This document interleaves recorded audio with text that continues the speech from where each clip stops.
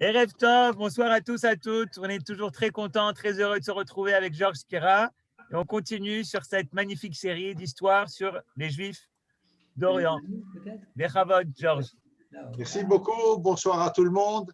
Et je voudrais commencer avec notre carnet de famille, puisqu'on a de bons événements annoncés ce soir, alors on va en profiter. Les archives ottomanes, des archives en général qui nous parlent des Juifs dans l'Empire ottoman.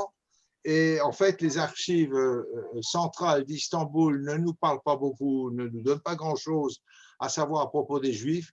On n'en parle que lorsqu'il y a un problème, une exécution ou une spoliation d'un terrain pour construire une mosquée à la place. Autrement, on ne parle pas beaucoup des Juifs dans les archives d'Istanbul. Par contre, on a beaucoup de documents dans les provinces et les capitales provinciales. Et l'ensemble de ces documents représente 60 000 volumes et environ 15 millions de documents épars qui n'ont pas encore été grandement étudiés. Donc, c'est dire qu'on a là une réserve, un potentiel de découverte sur le monde juif sous la période ottomane qui est considérable, mais il y a un très, très gros travail de recherche à faire pour les historiens. Alors, il y a une autre source pour avoir des archives et des documents, c'est le Tapou. Le Tapou qui donnera naissance à un livre que vous connaissez tous, c'est le livre Tabou, qui est le livre cadastral, le registre cadastral en Israël. Ça vient de l'époque ottomane. Et donc, le Tapou, c'est le cadastre impérial qui est extrêmement détaillé et qui nous apprend beaucoup de choses sur la situation administrative, géographique et de l'architecture des constructions dans l'Empire ottoman. Tu peux me mettre en grand écran. Je m'excuse une seconde. Je vais mettre juste mon enregistreur en route.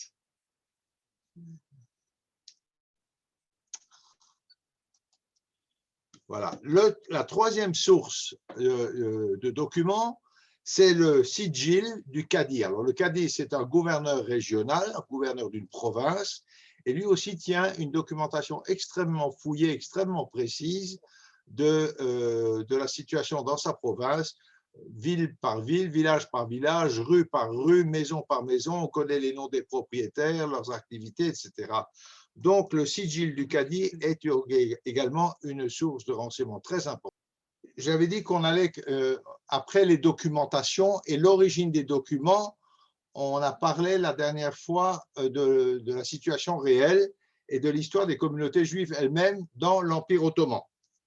La première et la plus ancienne communauté est bien antérieure à l'avènement de l'islam. Il s'agit de la communauté romagnote, qui est arrivée dans l'espace ottoman ultérieur entre le premier et le deuxième temple. Ces Juifs sont installés en Anatolie, à Constantinople, en Grèce et dans les Balkans. Évidemment, nous reviendrons par la suite sur l'histoire des Juifs romagnotes qui est très particulière. Il y a une deuxième vague d'immigration qui arrive. Ce sont des Juifs qui viennent d'Allemagne et de France à la fin du 14e, début du 15e siècle et qui fuient les exactions qui se déroulent dans l'Europe chrétienne. On se situe là après la vague de la peste et les massacres des Juifs pendant la période de la peste noire. Donc, une deuxième vague qui vient d'Allemagne et de France. Une troisième vague arrive à la fin du 15e siècle, début du 16e. Ce sont les Juifs séfarades, alors séfarades au sens juif d'Espagne, qui sont expulsés d'Espagne et qui arrivent dans l'espace ottoman. Et là, ce n'est pas une immigration, c'est un tsunami. C'est une vague qui emporte tout le judaïsme préexistant et qui va dominer le judaïsme de l'Empire ottoman. Il s'installe à Istanbul. Alors maintenant, nous sommes à Istanbul. On a quitté Constantinople parce que Constantinople est devenu Istanbul en 1453 lors de sa conquête par Mehmet le Conquérant. Donc Istanbul, Salonique, Smyrne, Andrinople, et ils vont évidemment s'étaler dans tout l'Empire ottoman. Il y a d'autres communautés très anciennes qui passeront sous la domination de l'Empire ottoman également. Il s'agit de l'Afrique du Nord, le croissant fertile. Je vous rappelle ce que c'est le croissant fertile. C'est un espace délimité par le Frat, le Jourdain, le Nil, et qui forment un croissant englobant Israël, un croissant fertile évidemment parce qu'il y a beaucoup d'eau, c'est une très ancienne histoire. L'Égypte également passeront sous tutelle ottomane. Tous ces pays, on évaluera, on étudiera plus à fond l'histoire de leur communauté. C'est pour vous donner une image d'ensemble. Puis il y a des communautés plus reculées, comme les communautés juives kurdes ou araméennes. Alors, ça, c'est l'origine de la communauté juive ottomane. Et puis, il y a une autre origine encore, ce sont les conquêtes ottomanes qui amènent, salut Gilbert, qui nous amènent des juifs transférés par les autorités ou également une immigration volontaire. Ces transferts de population, cette immigration volontaire vont également assurer l'accroissement de la population juive de l'Empire ottoman. Et je vous avais parlé également la dernière fois d'un système politique qui s'appelle le Surgun. Le Surgun qui consiste à transférer des populations d'un endroit vers un autre endroit de l'Empire ottoman au gré des besoins politiques, économiques ou sécuritaires de l'Empire. Alors, ce n'est pas du tout une mesure de rétorsion, ça ne s'applique pas qu'aux Juifs, tout le monde peut avoir à subir un Surgun, aussi bien les chrétiens que les Juifs que les musulmans. Tout dépend des besoins de l'Empire ottoman. Donc, il prend des pièces, des parties de population. Ça peut toucher une personne, une famille ou toute une cité ou toute une région même qui est transférée d'une région à l'autre sans autre forme de procès. Voilà. 1453, je vous l'ai dit avant, c'est la conquête d'Istanbul.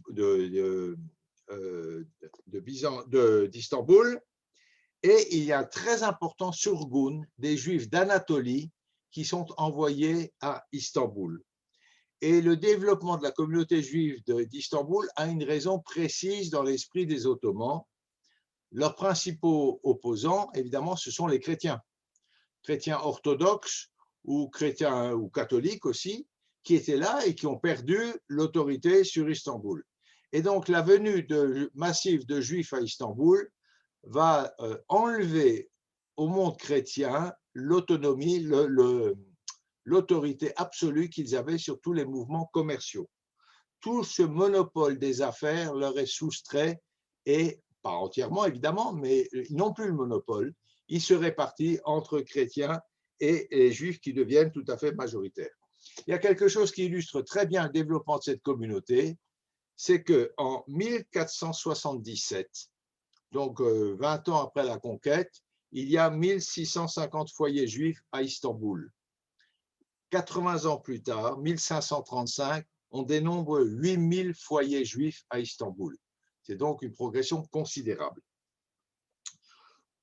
Autre ville intéressante de l'Empire ottoman, c'est Salonique, qui se vide de sa population juive pendant l'occupation vénitienne chrétienne, on a peur des chrétiens, en 1478, mais 40 ans plus tard, l'Empire ottoman remet la main sur la Salonique et on trouve là-bas la moitié de la population, ce sont des Juifs qui se répartissent en 24 communautés différentes. Voilà pour Salonique. Et puis, je vous avais touché un mot de la conquête de Rhodes et de Chypre. Deux petites îles, petites, pas tellement petites, mais ce qui est particulièrement intéressant, c'est qu'il y a eu un surgun de Juifs vers ces deux îles, et notamment vers l'île de Chypre. Et qui est-ce qu'on envoie à Chypre? 1500 familles de Juifs de Sfat, qui est précisé dans le décret, doivent être aisés, riches, et on fait tout ce qu'il faut pour bien les recevoir à Chypre. C'est-à-dire le gouverneur de Chypre, le cadi, a instruction de leur prévoir des bâtiments, des logements, de bien les recevoir, etc. Mais par des méthodes qui ne sont pas développées dans les archives de l'Empire ottoman, ils réussissent à ne pas partir de Sfat et restent là-bas. Voilà. Mais il y avait un surgun qui était prévu, donc l'implantation d'une population juive importante à Chypre. Alors, dans les contrées qui sont conquises par les Ottomans, une partie de la population, mais pas seulement juive, de tout, sont obligés de s'installer dans l'Empire ottoman. C'est essentiellement des Juifs parce qu'ils sont plus intéressants. Ils apportent plus, nous verrons tout de suite ce qu'ils apportent à l'Empire ottoman. Et on les ramène à Andrinople, à Istanbul et à Salonique. Mais il y a aussi des volontaires, des Juifs qui viennent s'installer volontairement dans l'Empire ottoman, qui viennent de Bouda, la moitié de Pest, qui viennent de Pologne et qui viennent de Hongrie.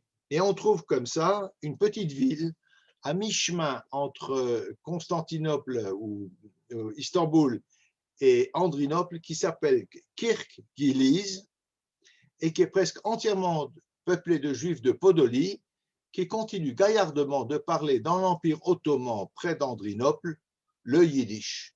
Et ça va perdurer pendant quelques dizaines d'années. Ça, c'est pour l'origine de ces communautés. Maintenant, les institutions qui gèrent ces communautés, on avait commencé ça et on va continuer aujourd'hui. Alors déjà, il y en a une première, c'est un système d'autonomie qui s'appelle le millet, qui était déjà accordé aux chrétiens byzantins ou aux arméniens également, et Mehmet le Concurrent accorde le régime de millet aux juifs. Alors comment ça marche? On nomme un grand rabbin qui s'appelle Chacham Bashi. Le Chacham Bashi, alors c'est théoriquement le grand rabbin de l'Empire ottoman, en réalité c'est plutôt le grand rabbin d'Istanbul, c'est déjà pas mal. Et le Chacham Bashi assure l'interface entre les autorités turques et la communauté juive. D'un autre côté, ça donne à la communauté une autonomie de gestion de ses affaires internes sans que personne ne s'en mêle. Le premier Chacham Bashi qui est nommé s'appelle Rabbi Moïse Kapsali et il est nommé par Mehmet le Concurrent. Quand il décède, est nommé un deuxième Chacham Bashi qui s'appelle Rabbi Mizrahi, c'est un juif romaniote qui est désigné également. Alors, il est désigné par la communauté, le Chacham Bashi, et avec l'assentiment des autorités. Alors, cette charge de Chacham Bashi, cet avantage qu'on donne à ces communautés, se paye d'un impôt. Cet impôt s'appelle le Rav Accessi. Il est payé par la communauté et c'est ce qui assure la nomination du Chacham Bashi. Après le deuxième, Rabbi Mizrahi, les communautés juives s'entendent très très bien dans l'Empire ottoman, tant et si bien qu'elles n'arrivent pas à désigner un Chacham Bashi. Et il n'y en aura plus, on est au tout début du XVIe siècle, 1502 et 3, il n'y en aura plus jusqu'en 1834. Donc pendant 3 siècles, nous n'avons pas de grand rabbin, si vous voulez, de l'Empire ottoman. Ce qui n'empêche pas la communauté de devoir payer le Rav Accessi parce que, du point de vue ottoman, ce n'est pas tout à fait comme raisonnement. Nous sommes tout à fait d'accord que vous ayez un grand rabbin. Si vous n'arrivez pas à vous mettre d'accord pour le désigner, ce n'est pas notre faute. Donc, il faut payer. Et la communauté va payer cet impôt pendant toute la durée de son existence. Voilà. Alors, les communautés de l'Empire ottoman portent en général le nom de leur origine géographique. Et c'est ainsi qu'on trouve à Istanbul, à Keilat Kodesh Aragon, Catalogne, c'est assez facile à traduire, j'imagine, Portugal, Espagne, Tolède, Aragon, Maya, communauté hongroise, ou Alaman. À Salonique et à Andrinople, vous voyez, on s'entend bien. C'est la particularité du peuple juif. 2 juifs, 3 opinions. À Andrinople et à Salonique, on a 2 communautés de Catalogne. Keilat Kodesh Catalonia Askena, Yeshena, Keilat Kodesh Catalonia Hadasha. L'ancienne et la nouvelle. Les anciens n'acceptons pas les nouveaux immigrés de l'immigration un peu plus tardive que l'expulsion des Juifs de 1492. Voilà, ben c'est la situation, c'est comme ça. D'ailleurs, on a énormément de considération les uns envers les autres, tant et si bien que les Juifs séfarades, là je précise encore, il s'agit bien des Juifs espagnols, les Juifs séfarades appellent les locaux Toshavim, c'est facile à comprendre, mais c'est quand même assez péjoratif, ceux qui résident, ou Grigos, les Grecs. Et puis les Grigos en question appelle les juifs séfarades, Megorachim, les exilés, les expulsés. Alors voilà, on n'a pas beaucoup de considération les uns envers les autres. C'est une situation que nous connaissons bien, qui perdure encore de nos jours dans notre beau pays, malheureusement. Mais je m'arrêtais là, je ne fais pas de politique. Et on en était là, et on va continuer, si vous voulez bien. Alors, sur la vie culturelle et religieuse des Juifs dans l'Empire ottoman après le XVIe siècle, on n'a pas grand-chose. Et ça nous interpelle. Ça signifierait en fait que la vie culturelle et religieuse n'est pas très développée, une importante population juive avec un développement culturel et religieux pas très poussé, et on a très peu de documents. Tout ce qu'on a comme documents, ça par contre, oui, il y en a beaucoup, ce sont des tchouvot, des réponses de rabbins, ce qui laisse à penser qu'il y a une grande activité intellectuelle dans les milieux rabbiniques dans l'Empire ottoman, mais que la communauté elle-même n'est pas très active au plan intellectuel ou culturel. Il y a autre chose, c'est une communauté très mystique, et on a pas mal de livres de mystiques juifs, de Kabbale, qui ont été écrits pendant cette période ottomane par des rabbins de l'Empire. À partir du XVIe siècle, il y a une littérature en hébreu ou en judéo-espagnol qui n'a plus qu'un intérêt très limité. Donc, on ne pousse pas très loin l'étude, ce n'est pas l'époque florissante des Chachamim d'Espagne. On a là quelque chose d'assez insipide, avec assez peu de saveur, assez peu de nouveautés, et toute cette littérature est relativement limitée. Il y a eu des poètes, mais ils n'ont vraiment pas passé à la postérité, à l'exception d'un seul d'entre eux, qui s'appelle Israël Nadjara, originaire de Damas, donc dans l'Empire ottoman, et dont les poèmes ont servi dans la liturgie et ont été inscrits dans la liturgie des Juifs séfarades. Israël Nadjara a vécu autour de 1630. Ça, c'est pour l'écriture proprement dite et originelle de l'Empire ottoman. Mais il y a une littérature judéo-espagnole qui est beaucoup mieux connue, mais ce qui est assez étonnant, c'est ce sont les œuvres les plus importantes qu'on peut dater de l'Empire ottoman. Elles ont été produites par les immigrés d'Espagne, mais elles n'ont pas été conçues pendant leur séjour dans l'Empire ottoman. Je m'explique. Il s'agit de textes, de récits versifiés, ce qu'on appelle la prose versifiée, de très très beaux récits de l'histoire juive, mais qui ont été écrits, rédigés en Espagne, qui se sont perdus, dont les écrits se sont perdus en Espagne, et dont la survie a été assurée par la mémoire des Juifs exilés, qui arrivaient ensuite en Turquie, dans l'Empire ottoman, ont mis ces textes par écrit et les ont de cette façon conservés et fait perdurer dans la mémoire juive. Ce sont des récits en vers,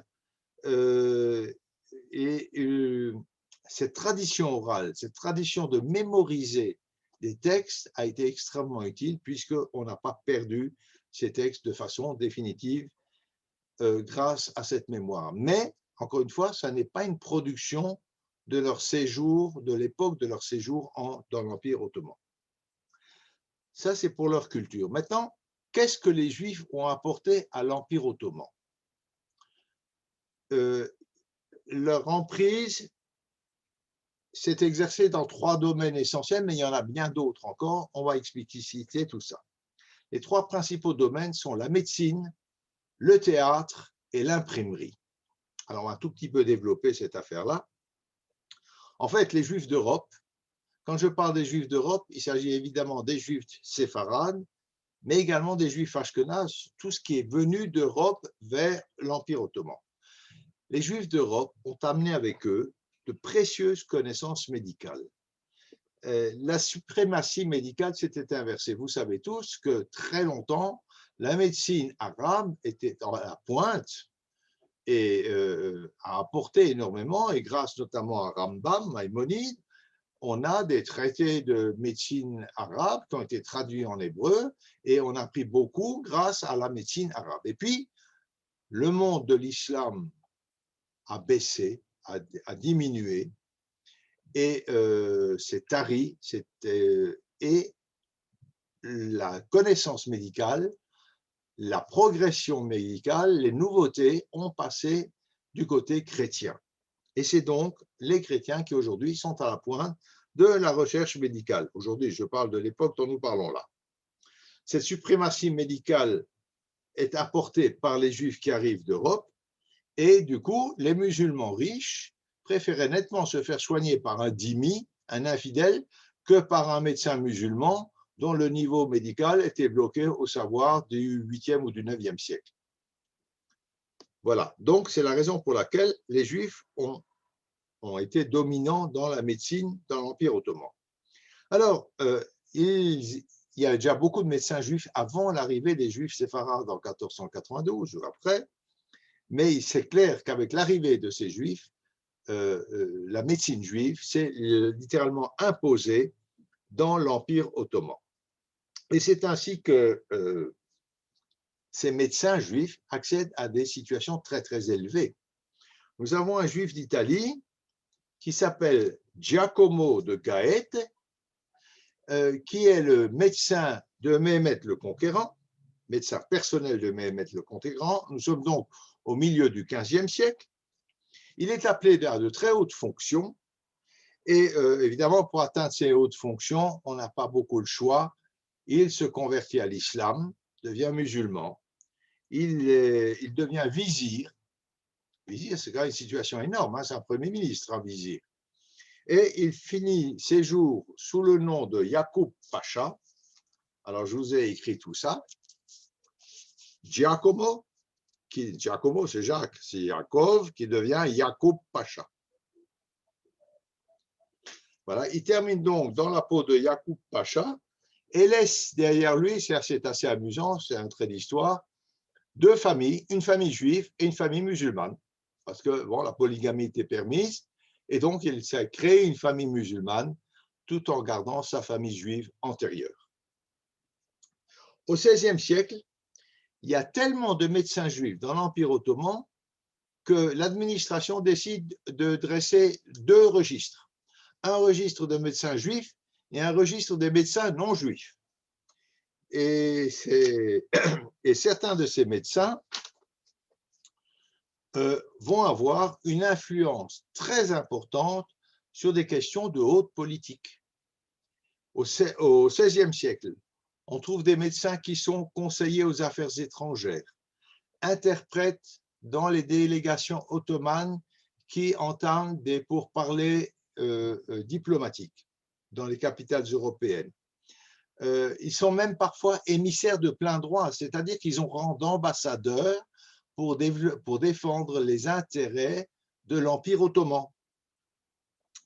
Et donc émissaires de plein droit. Ces médecins ont enrichi la littérature ottomane médicale turque en traduisant beaucoup d'ouvrages européens en langue turque. Et on leur doit le premier traité de dentisterie jamais publié. Donc voilà l'apport à la médecine des médecins juifs d'Europe lorsqu'ils arrivent dans l'Empire ottoman. Mais la situation va changer. Et ce que je vais vous dire là nous démontre combien il est important d'éduquer les enfants et de les pousser à la connaissance et au savoir. Au XVIIe siècle, ces médecins juifs qui avaient atteint un rang très élevé dans l'Empire perdent peu à peu le contact avec leur Europe d'origine. C'est normal, ça fait 200 ans qu'ils sont dans l'Empire ottoman. Leurs enfants, leurs fils, leurs petits-fils sont nés dans l'Empire ottoman et sont formés dans cet empire et ont le niveau d'expertise des autres médecins musulmans. Donc, on régresse. Pendant ce temps, donc le nombre de médecins à la cour diminue, évidemment, et ils sont supplantés par des Grecs, chrétiens donc, orthodoxes, qui, eux, se sont formés en Europe. Parce qu'une partie de la communauté orthodoxe frise l'Europe, notamment les Balkans. On trouve des orthodoxes, on en trouve même à l'époque déjà en France. Et donc, il y a une formation de ces Grecs en Europe occidentale. Ils viennent avec une formation supérieure à celle des enfants des anciens médecins juifs. Et ils réussissent donc à formaliser progressivement leur pouvoir comme médecins dans les cours et également leur influence dans le domaine des affaires étrangères. Ce qui va nous donner la situation suivante.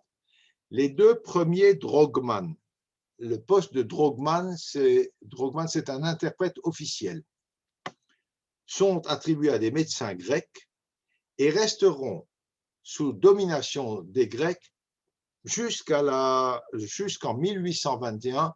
Qu'est-ce qui se passe en 1821? La Grèce se révolte contre l'Empire ottoman et entame sa guerre d'indépendance et deviendra indépendante par la suite. Donc évidemment, à ce moment-là, on va prendre d'autres personnes comme interprètes officiels. Mais les Juifs ont été évincés de ces postes d'interprètes officiels au bénéfice de chrétiens orthodoxes. Voilà, tout ceci, c'est pour vous donner une image générale. On creusera un petit peu encore, parce qu'il y a beaucoup de choses à raconter. Il y a plein d'histoires qui tournent autour. Maintenant, le deuxième domaine d'intervention des Juifs, c'est le théâtre. Je ne vais pas vous dire grand-chose là-dessus, sauf que ce sont les Juifs qui ont amené le théâtre dans l'Empire ottoman. On ne connaissait pas cet art. C'est un art nouveau, carrément nouveau pour les Ottomans. Ils l'ont introduit et ils font des émules chez les Tziganes. Ça ne vous surprend pas. Les Tziganes sont des joueurs, sont des jongleurs. Et donc, le théâtre est tout à fait un art qu'ils maîtrisent sans aucun problème. Et plus tard, ils seront supplantés là aussi par les Arméniens. Reste un troisième domaine dans lequel ils ont apporté beaucoup à l'Empire ottoman, c'est l'imprimerie. Et les Juifs ont importé d'Europe l'imprimerie. Elle est assez récente, vous savez, Gutenberg. Et dès la fin du XVe siècle, très tôt donc, la communauté juive commence à imprimer à Istanbul, à Salonique et dans d'autres villes encore de l'Empire. Mais les Ottomans leur interdisent d'imprimer en arabe, avec des caractères arabes, parce que imprimer en turc ou en arabe, ce serait une profanation des Écritures saintes. Ça, c'est la façade. Derrière la façade, il y a surtout la perte de l'emploi pour les scribes et les calligraphes qui perdraient leur travail si les livres étaient imprimés au lieu d'être manuscrits. Donc, très souvent, dans les grandes protestations de foi et de religion, il y a derrière un intérêt économique patent.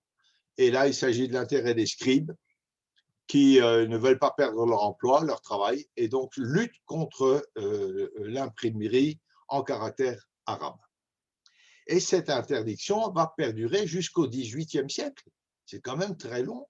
Pendant 3 siècles, on va imprimer dans l'Empire ottoman en caractère latin ou en caractère hébraïque et pas en caractère arabe. C'est vous dire aussi que s'il n'y a pas d'impression, il n'y a pas de diffusion du savoir dans la population et une régression générale du niveau de la population, du niveau intellectuel ou d'enseignement, même basique, de toute la population.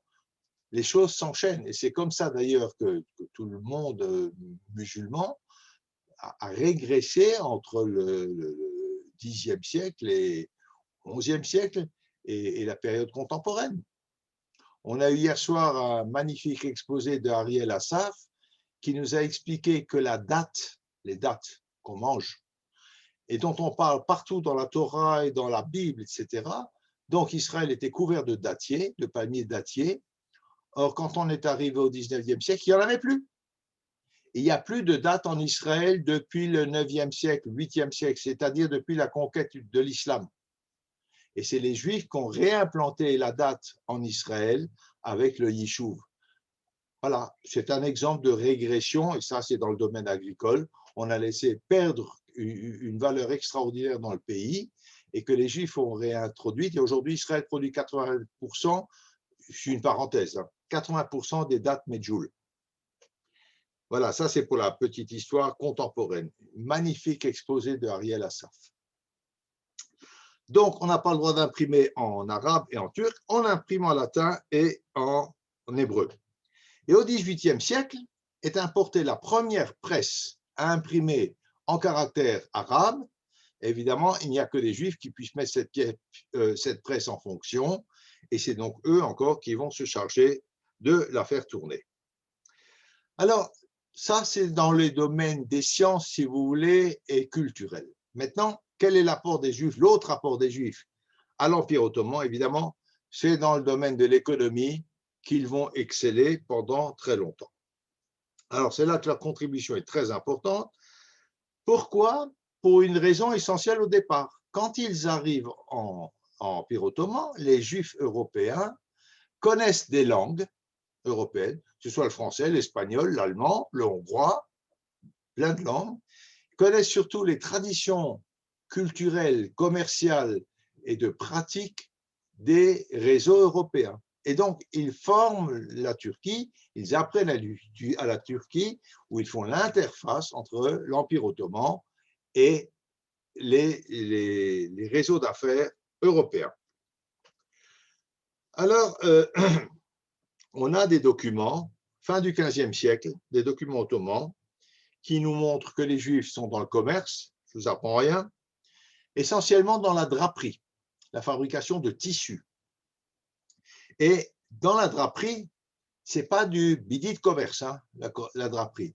Il s'agit d'échanges entre l'Europe, l'Empire ottoman et l'Orient. C'est donc des masses de tissus qui passent d'un continent à l'autre par bateau, etc. Et c'est les Juifs qui ont la haute main sur toute cette industrie. Et par exemple, ils sont donc vraiment des pionniers dans l'industrie textile.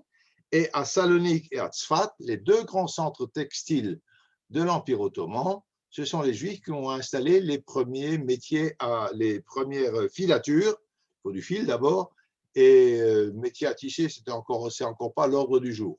On a des filatures. Après, on tisse à la main, c'est autre chose. Donc, la draperie. Au XVe et XVIe siècle, ils sont très fermement établis dans le négoce et dans l'industrie, et du coup vont bâtir d'immenses fortunes. Et leur puissance financière leur permet d'avoir l'accès, ou leur ouvre les portes de toute l'administration fiscale. Ça ne marche pas comme aujourd'hui à l'époque. Ceux qui ont beaucoup ont accès à d'autres ouvertures, d'autres possibilités, d'autres réseaux, d'autres canaux pour gagner de l'argent et pour faire des affaires.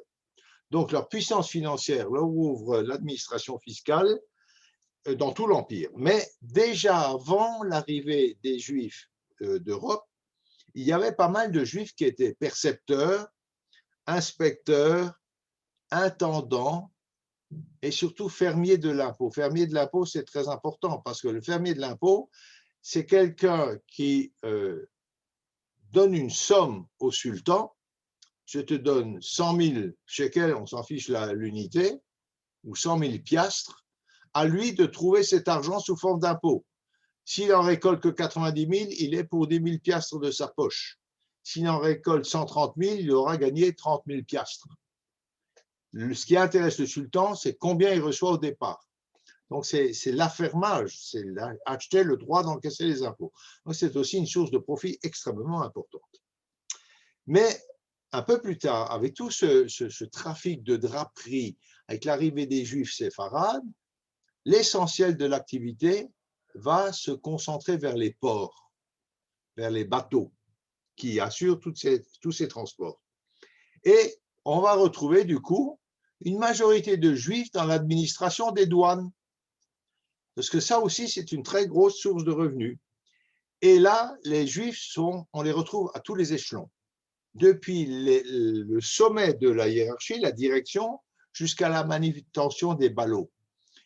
Et pour juste déflorer un tout petit peu l'histoire, au XXe siècle encore, un port comme Salonique, Thessalonique aujourd'hui, était entièrement détenu par des Juifs, depuis l'industrie jusqu'aux manutentionnaires.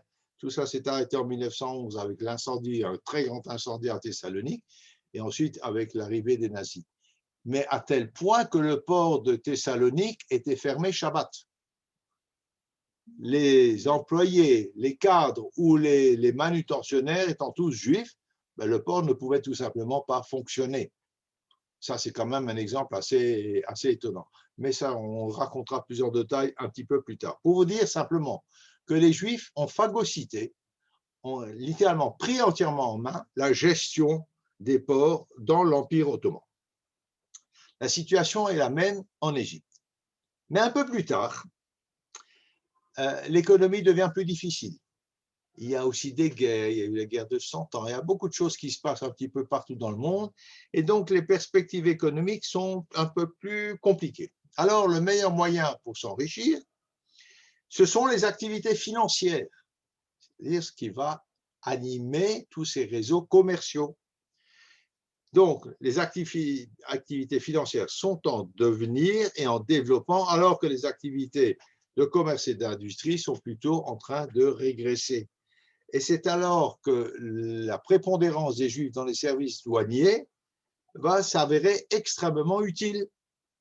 Quelques-uns vont faire des fortunes colossales grâce à ces finances et auront également un très grand pouvoir. Maintenant, quand on développera toute cette histoire, vous verrez que ça, c'est pas toujours gagné. Et vous le savez, le pouvoir et la puissance ne sont jamais définitifs et acquis de manière éternelle, et on aura plus d'une fois la chute d'un très très haut dignitaire juif. Sa chute signifie d'une part la spoliation de tous ses biens et assez souvent son exécution quand ça n'est pas l'exécution de toute sa famille. Donc c'est vrai que des gens sont arrivés très haut dans la hiérarchie. Il est vrai aussi que pas mal d'entre eux ont chuté, mais c'est un phénomène qu'on en retrouve partout, qui n'est pas d'ailleurs propre aux Juifs. Hein. Ça arrive également chez les chrétiens, qui arrivent très haut dans la hiérarchie et qui de temps à autre chutent. Voilà. Alors,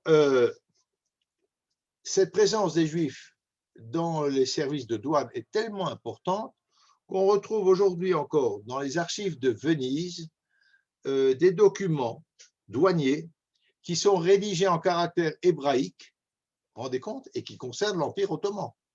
Les documents douaniers étaient rédigés en hébreu. Il s'agit de reçus, de congés, d'acquis, etc. Et on retrouve ces documents dans les archives vénitiennes. Maintenant, il y a un autre domaine dans lequel aussi les Juifs vont s'impliquer, c'est la monnaie, l'argent. Beaucoup de Juifs sont employés dans les hôtels de la monnaie. Alors, à différentes tâches, soit des tâches techniques, il faut la fabriquer, soit des tâches administratives ou des tâches financières. Et évidemment, les plus haut placés contrôlaient les pièces et leur mise en circulation ou le retrait de ces pièces du marché de l'argent. Donc, vous voyez, là aussi, il y a des grandes fortunes qui peuvent se constituer. Alors, il ne faut pas vous imaginer non plus que tous les Juifs de l'Empire ottoman sont devenus riches. C'est toujours la même histoire. Un petit nombre de la communauté arrive à s'élever au-dessus du rang, à s'enrichir, à acquérir de la puissance, mais cette puissance, cette richesse assure une certaine protection au reste de la communauté. Nous allons voir ça tout de suite tout à l'heure.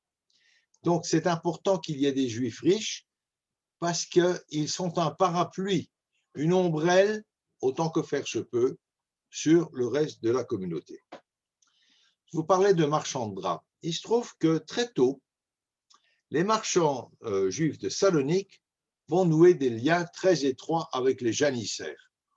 Qu'est-ce que ces gens viennent faire dans cette histoire-là? Vous savez tous qui sont les janissaires. Les janissaires, ce sont les mamelouks chrétiens. Pour faire simple, ce sont des enfants chrétiens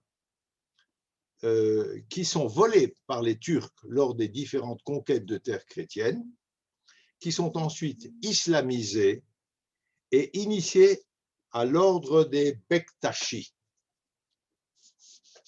Les Bektashi. Voilà, vous avez vu ce que c'est? Alors, le corps des janissaires, c'est un corps d'armée. va durer 500 ans. C'est très très long. 1326 jusqu'en 1826. 500 ans. Période extrêmement longue. Qu'est-ce que veulent faire les Juifs là-dedans? On va voir ça tout de suite. C'est donc une armée de métier.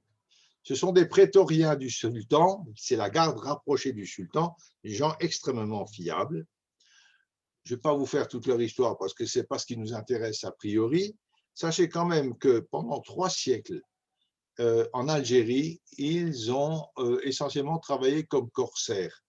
Et c'est entre autres une des raisons, et ce n'est pas la seule, hein, et ce n'est pas l'essentiel, mais c'est une des raisons de la conquête de l'Algérie par la France, parce que ces corsaires janissaires d'Algérie écumaient la Méditerranée et pillaient des bateaux.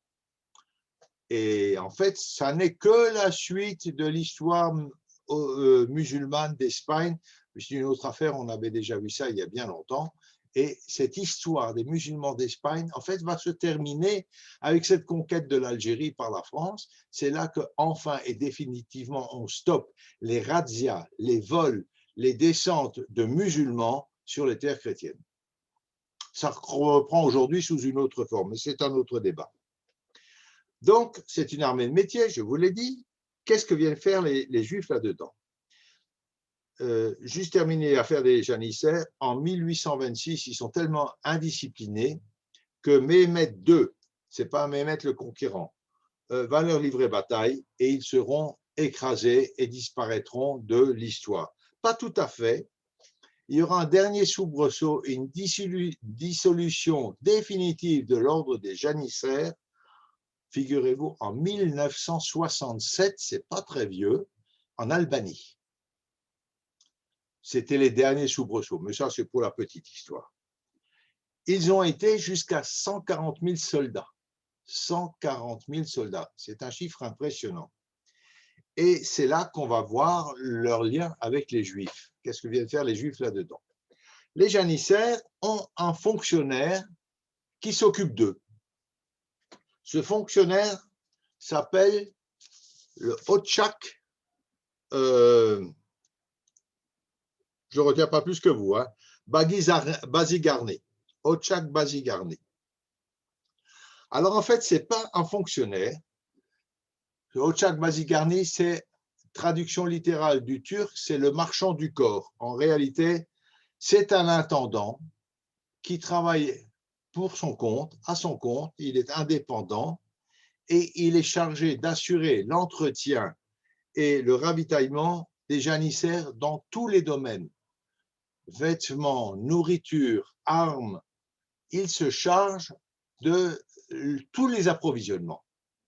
Alors ce personnage, c'est une fonction héréditaire et plus exactement, parce que vous pouvez vous imaginer que c'est un énorme travail, en réalité c'est la propriété d'un petit groupe de familles juives qui ont réussi à obtenir ce privilège, des familles juives d'Istanbul, des familles juives à Salonique, parce qu'il y en a un par région. Donc, chaque fois, plusieurs familles juives s'associent et assurent l'entretien et les fournitures pour les janissaires dans chaque région. Et c'est chaque fois un groupe de familles juives. Ce sera une fonction héréditaire qui va durer jusqu'à la dissolution de l'ordre en 1826. Donc là, on a pendant 5 siècles des familles juives chargées de tous les biens nécessaires à ce corps d'armée privilégié de l'Empire ottoman. Alors évidemment, les manufactures lainières de Salonique vont fournir tous les uniformes. Et vous avez déjà vu des photos de janissaires, ce sont des gens qui ont des uniformes magnifiques, brodés, de très très belles draperies, etc. Tout ça, c'est fourni par des Juifs de Salonique ou de Tzfat ou d'ailleurs, et ils ont tout ce marché est entre les mains de familles juives. Et on a des livres de comptes qui nous racontent par exemple la quantité de draps de laine qui a été livrée à Salonique. Alors, au début du XVIe siècle, on livre 61 280 mètres de draps de laine. C'est très précis. Début du XVIe, fin du XVIe siècle, c'est donc très peu de temps après, moins d'un siècle après, on est passé à 178 733 mètres de draps de laine. les affaires marchent bien, elles sont exclusivement entre les mains de Juifs, et ces relations entre les Juifs et les janissaires vont se développer dans beaucoup de villes de l'Empire ottoman. Il y a une autre charge encore qui est recherchée par les Juifs, c'est la charge d'homme d'affaires du pacha. Alors le pacha, c'est un gouverneur de province, c'est un homme qui a un très grand pouvoir. Et quand un pacha est nommé dans une région, dans une province, il emmène son homme de confiance, avec sa famille évidemment, pour gérer ses affaires. Parce que vous savez que dans l'islam, s'occuper de gros sous, c'est indigne d'un musulman. Ça a peut-être un peu changé depuis, mais à l'époque, c'était vraiment laissé aux dhimmi, parce qu'un musulman ne se mêle pas d'argent. Donc, ce sont des juifs, très souvent, qui vont accompagner le pacha. Et très souvent, ce sont des juifs séfarades. Je précise encore, on est toujours dans la différenciation entre séfarades, juifs d'Espagne, et juifs des pays arabes. Il y a une nuance. Et c'est de cette façon-là, avec ces pachas, qu'on voit des petites communautés séfarades se développer, s'installer dans des villes comme Damas, au Caire ou à Bagdad. Des communautés séfarades. Alors, quand ils viennent d'Istanbul avec le pacha, ils le suivent dans sa suite de personnel, ils se fixent et tout de suite, ils grossissent la communauté juive locale, évidemment. Ensuite, ils vont se développer et fonder une communauté à tradition séfarade. Alors, plus tard, quand les pachas auront encore une plus grande autonomie, parce qu'au fur et à mesure, ils gagneront en indépendance par rapport au sultan, les marchands et les financiers juifs sont maintenus dans leur rôle d'hommes d'affaires, et c'est ainsi qu'on connaît quelques familles, dont une famille, Fari. Fari, c'est le nom du rabbin de Paris. Alors, je ne sais pas si c'est la même famille. Cette famille Fari de Damas, qui a acquis sa renommée au XVIIIe siècle comme homme d'affaires ou homme de confiance du pacha de Damas. Il y a encore un autre domaine. Je vous garde encore quelques minutes parce qu'on a pris un peu de retard. Je vous garde encore quelques minutes. Il y a encore un autre domaine où les Juifs vont apporter quelque chose de très important à l'Empire ottoman. Et ça, c'est un domaine tout à fait inattendu. C'est dans les arts de la guerre. Vous ne saviez pas que les Juifs étaient des grands militaires. On sait bien aujourd'hui, bien sûr, mais à l'époque. Ce sont de très grands concepteurs d'armes et marchands d'armes également. Alors, c'est tout à fait inattendu et pourtant, ils ont ce talent de fabriquer des armes. Et les voyageurs chrétiens de l'époque qui se promènent dans l'Empire ottoman se plaignent de l'avantage technologique des armes fabriquées par les Juifs pour les Turcs. Ainsi, on a un personnage qui s'appelle Nicolas de Nicolaï, qui visite l'Empire ottoman en 1551. Nous sommes là donc une bonne cinquantaine d'années après l'expulsion des Juifs d'Espagne. Beaucoup sont donc déjà arrivés dans l'Empire ottoman. Et voilà ce qu'il écrit. Des Maranes, bannis d'Espagne et du Portugal, au grand détriment et dommage de la chrétienté, tant pis pour eux, ont appris aux Turcs plusieurs inventions et machines de guerre et à faire et créer une artillerie avec des arquebuses, des canons et des boulets. Voilà les Juifs qu'on attend dans un domaine où on ne les attendait pas du tout, et les chrétiens qui s'en plaignent. Quelques années plus tard, on a un voyageur espagnol qui arrive en Turquie et qui écrit la chose suivante. Il y a à Constantinople beaucoup de descendants de ces Juifs que le roi catholique Don Ferdinand a chassés d'Espagne. Plût à Dieu, écoutez bien, plût à Dieu qu'ils se fussent tous noyés dans la mer avant d'arriver jusqu'ici. On nous aime toujours, voyez bien. Ils ont en effet appris à nos ennemis le meilleur de ce qu'ils savaient en matière d'armement, en particulier l'usage du mousquet et du canon en bronze. Donc, on est là dans un domaine où on ne nous attendait pas du tout et nous avons apporté quelque chose à l'Empire ottoman. Et ça continue.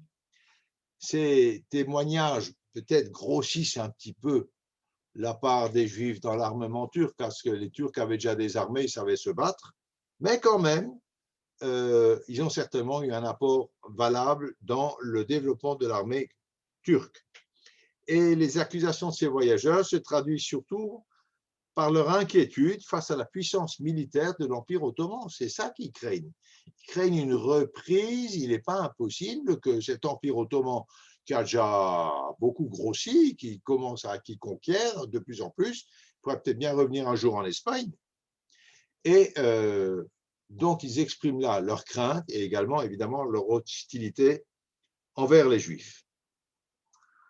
Alors voilà, je crois que je vais m'arrêter à ce niveau aujourd'hui. La prochaine fois, ce qu'on a vu, c'est que le point de vue des Juifs sur les Ottomans est en général favorable.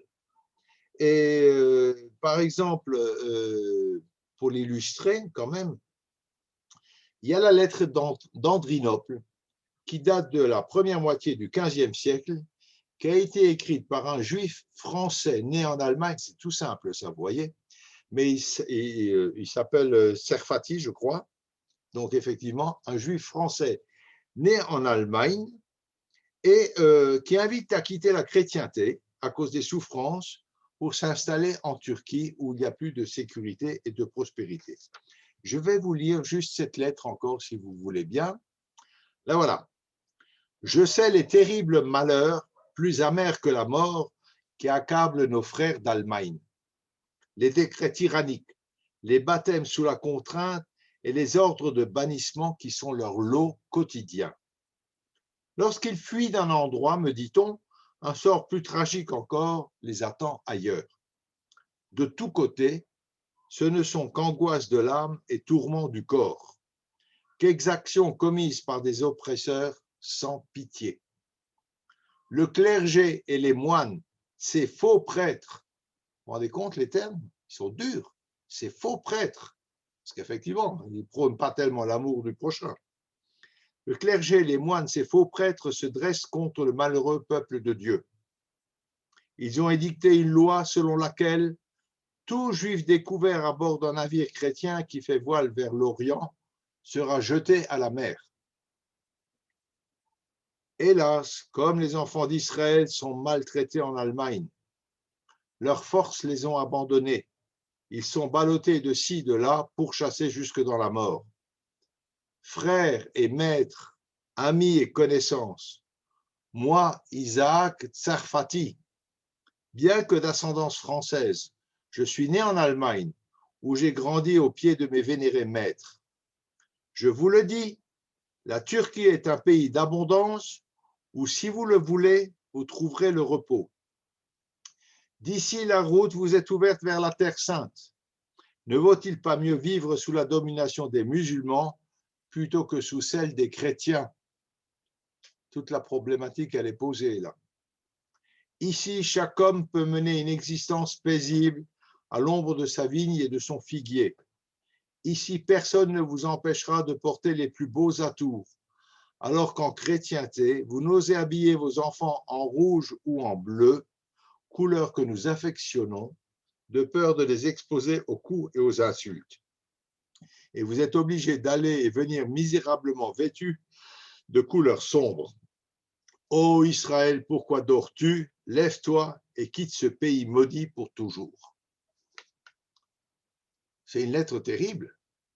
Elle dit la situation des Juifs en chrétienté et que l'islam, en tout cas l'Empire ottoman, est une terre de refuge. Voilà.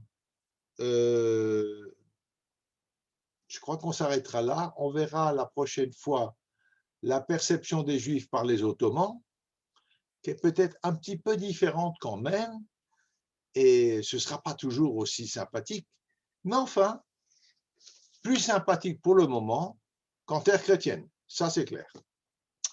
Voilà, je vous remercie. Si vous avez des questions. Merci beaucoup, Georges.